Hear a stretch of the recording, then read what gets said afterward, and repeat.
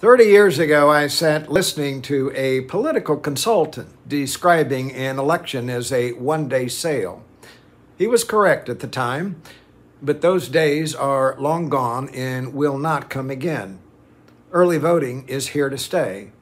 Voters in many states can now cast their ballots at any point starting 6 weeks before an election. In many jurisdictions, it is common for more than half the electorate to cast their ballots long before Election Day. Therefore, if you are serious about winning an election, it is imperative that you have a strategy to reach those who vote early. I recently worked with a candidate who employed one of the most effective early vote strategies ever seen in his jurisdiction.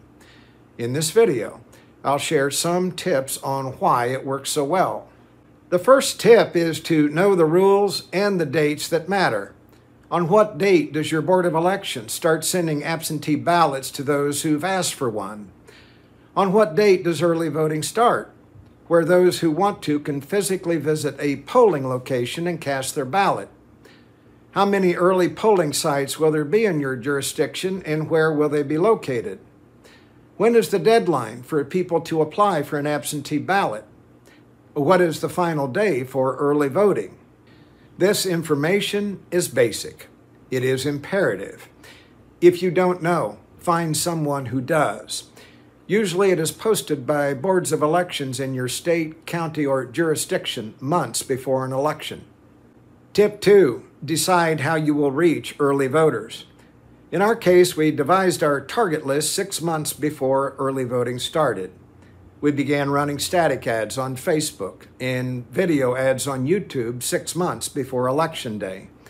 Both are excellent ways to deliver messages to highly targeted groups of voters. In addition, we organized an extensive and comprehensive door-to-door operation that included the candidate and a core group of volunteers. At the end of each day, the candidate penned a handwritten thank you note to those he or his volunteers had met. By the time early voting began, every voter on our target list had been contacted. Tip 3, treat the start of early voting as a very long election day. Our GOTV efforts began the day early voting started. We organized a large rally attended by several hundred people who voted after the event. On the phone, in text messages, on Facebook, YouTube, and in direct mail, we went into full GOTV mode.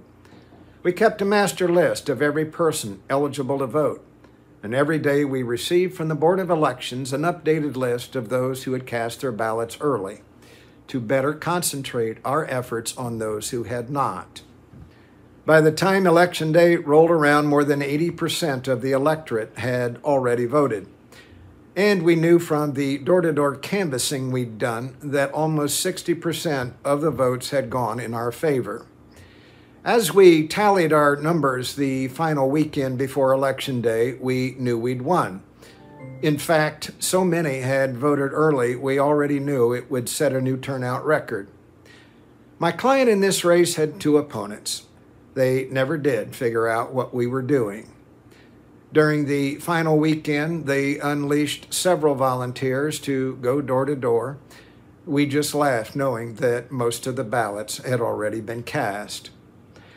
How you organize your early vote strategy will depend on the rules in your jurisdiction, your resources, your competition, and the size of your electorate.